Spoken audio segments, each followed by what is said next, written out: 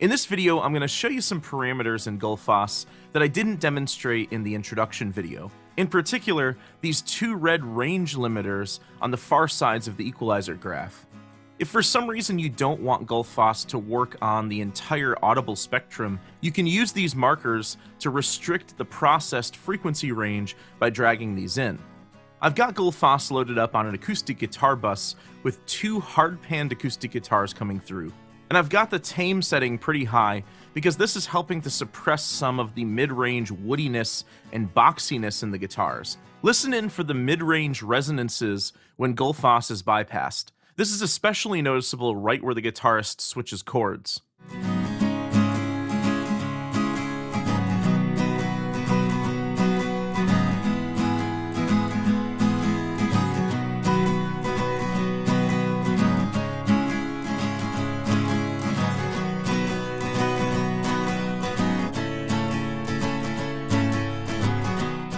So I like what Gullfoss is doing with the mid-range, but I don't really want to affect the high end at all, and only the mid-low end.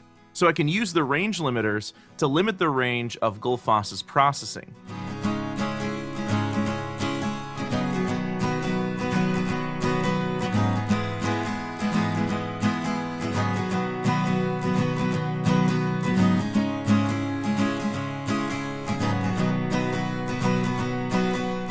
So the left marker limits everything below it, and the one to the right limits everything above it. But what if you wanted to do the opposite? What if you wanted the mid-range to not be affected, and just the highs and lows be affected? Well, you can actually reorder these so that the mid-range is not being affected, just the highs and lows. You can also reorder the markers to bypass the processing for a very narrow range.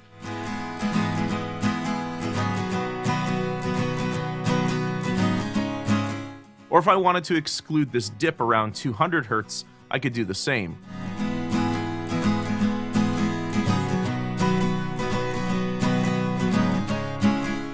But now the mid-range resonances are back, so I'll go back to the way it was before.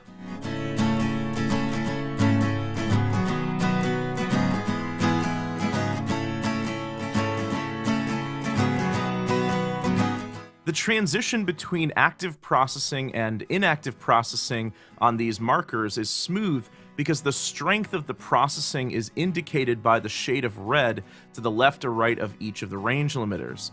So these markers aren't hard limiters for the processing. Just to the left of this marker, there'll still be some processing, and just to the right of this one, you'll get the same. So the processing sort of tails off. Also note that you'll see some processing beyond the markers. This is a result of the dynamic loudness compensation built into Gullfoss. If the bias is in the positive, you'll see the limited range taming a bit to compensate the loudness. If the bias is in the negative, you'll see the limited range recovering to compensate the loudness. So this is all about loudness matching the input signal with the output signal. One thing to note is that the boost parameter is actually immune to the range limiters. Also note that you're probably not going to be using extreme settings like this. Almost everything you'll do with Gullfoss is about subtle changes to ultimately rebalance the signal in a musical, pleasing way. Just like you would when using a traditional EQ in mastering, subtle changes are key, and extreme changes usually don't sound very good. One last thing I want to show you is that you can option click on a Mac or alt click on a PC to reset any of the parameters.